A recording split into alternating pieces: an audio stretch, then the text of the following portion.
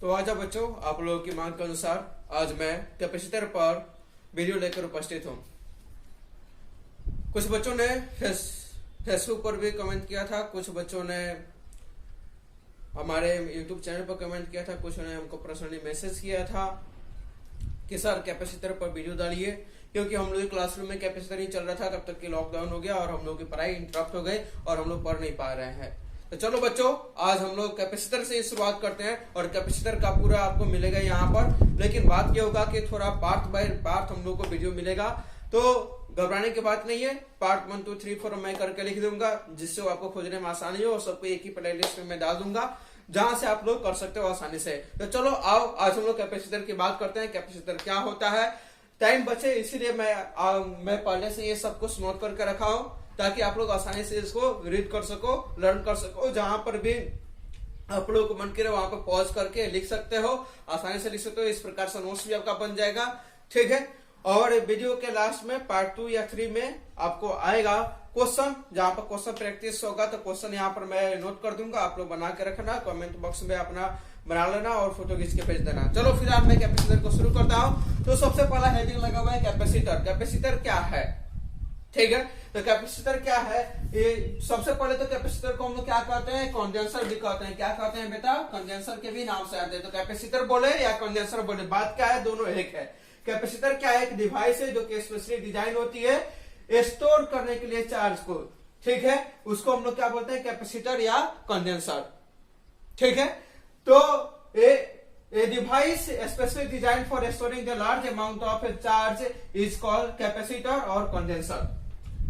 Okay, capacitor essentially consists of two conductive surfaces. यानी क्या होते हैं, इसके पास दो conductive surfaces, या इसको क्या बोलते हैं हम लोग, प्लेट। क्या बोलते हैं, प्लेट। इसके पास दो conductive surfaces क्या होते हैं, प्लेट होते हैं, जो कि एक स्मॉल डिस्टेंस पे होते हैं और इनके बीच में डाइलेक्ट्रिक भर दिया जाता है।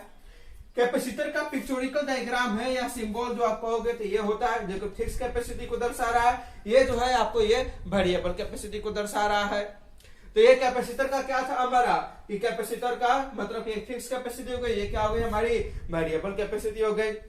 अब कैपेसिटर हम लोग पढ़ लिए, तो क्या हम लोग कैपेसिटेंस पढ़ सकते हैं। तो चलो अब हम लोग क्या पढ़ते हैं, कैपेसिटेंस पढ़ते हैं। कैपेसिटेंस क्या होता है, तो आते हैं हम लोग इस बोर्ड को रब कर देते हैं, फिर उसके बाद में हम लोग देखते हैं कि कैपेसिटेंस क्या होता है।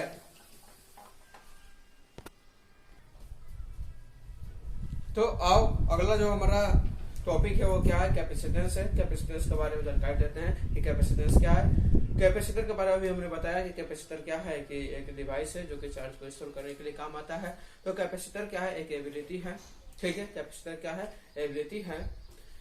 तो capacitance is the ability of conductor to store the electric charge in its cell is called capacitance. ये क्या है, कि एबिलिटी है जो कि अपने अंदर क्या करता है कि चार्ज को स्टोर कितना कर सकता है, उस एबिलिटी को हम लोग क्या बोलते हैं, कैपेसिटेंस बोलते हैं। क्या बोलते हैं बेटा, कैपेसिटेंस बोलते हैं।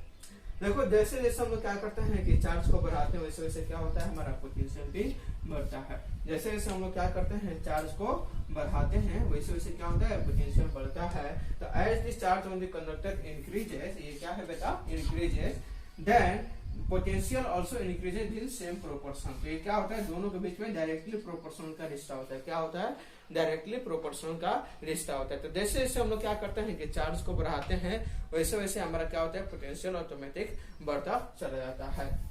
तो यहाँ पर हम क्या करते हैं, पोटेंशियल और चार्ज के बीच का जो हमारा ये डायरेक्टली प्रोपोर्शनल का साइन है, अगर इसको हम रिमूव करते हैं तो एक हमारा क्या आता है, कांस्टेंट आता है। और वो कांस्टेंट क्या निकल के आता है हमारा, वो कांस्टेंट हमारा सी निकल के आता है। तो सी का है यहाँ पर कैपेसिटेंस ऑफ कंडक्टर है। क्या है बेटा, कैपेसिटेंस ऑफ कंडक्टर।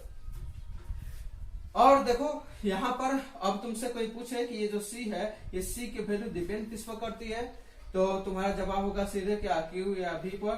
बेटा तुम्हारा जवाब अगर ये है तो बिल्कुल गलत है, ऐसा नहीं होता है। ये सी ना क्यू पर डिपेंड करता है, ना ही भी पर डिपेंड करता है। ये सिंपली ज्योमेट्रिकल कॉन्फ़िगरेशन पर डिपेंड करता है। किस पर करता है, ज्योमेट्रिकल कॉन्फ़िगरेशन पर डिपेंड करता है। तो ज्योमेट्रिकल कॉन्फ़िगरेशन क्या होते हैं, शेप, साइज और सेपरेशन। क्या होते हैं, शेप, साइज और सेपरेशन। तो हम लोगों ने कैपेसिटेंस को पढ़ा कि कैपेसिटेंस से मतलब कि क्या होता है। चलो आगे हम लोग क्या करते हैं कि अगला टॉपिक पढ़ते हैं कि इसकी यूनिट क्या होती है, डायमेंशन क्या होता है। मैं बोर्ड को रब कर लेता हूँ, फिर उसके बाद में आगे हम लोग चलते हैं। तो चलो भाई अब इसकी यूनिट और डायमेंशन की बात कर लेते हैं कि कैपेसिटर की यूनिट क्या होती है और इसकी डायमेंशन क्या होती है। तो यूनिट और डायमेंशन हम लोग देख लेते हैं। आप लोगों का टाइम बचे, मैंने पहले बताया था, इसीलिए मैं पहले ही बोर्ड पढ़ चुका हूँ। तो आप देखोगे तो यूनिट ऑफ सी क्या होता है, जैसे कि आप सी का फॉर्मूला निकाले हो क्यू बाई बी, कुछ देर पहले निकल के आया था अभी। तो सी बराबर क्या होता है क्यू बाई बी, जहाँ पर क्यू क्या है आपका चार्ज है, तो चार्ज की यूनिट क्या हो जाएगा कूलम, और बी का क्या हो जाएगा वोल्ट, तो क्या हो गया हमारा कूलम पर वोल्ट। इसी कूलम पर वोल्ट को हम लोग क्या बोलते हैं फैराड, क्या बोलते हैं फैराड, इसको कैपिटल एफ से भाई डिनोट करते हैं। फैराड का एक बहुत बड़ी यूनिट है, इसीलिए हम लोग सिंपली माइक्रोफराड और पिकोफराड का इस्तेमाल करते हैं। एक ये चीज याद रखना, 1 फराड बराबर कितना स्टेट फराड होता है, तो 9 × 10⁻11 स्टेट फराड होता है। तो हम लोग क्या करते हैं, सिंपली माइक्रोफराड और पिकोफराड का इस्तेमाल करते हैं। 1 माइक्रोफराड बराबर होता है 10⁻6 फराड और 1 पिकोफराड बराबर होता है 10⁻12 फराड। क्लियर। अब इसके बाद आगे डायमेंशन के, डायमेंशन होता है m⁻⁻1, l⁻², a⁻2 और t⁻4। तो आज इतना ही रहते हैं बेटा, फिर हम लोग अगले वीडियो में मिलेंगे।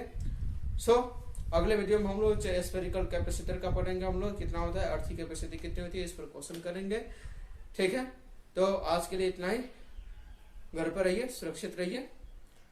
चलिए हम लोग फिर मिलते हैं अगले वीडियो में।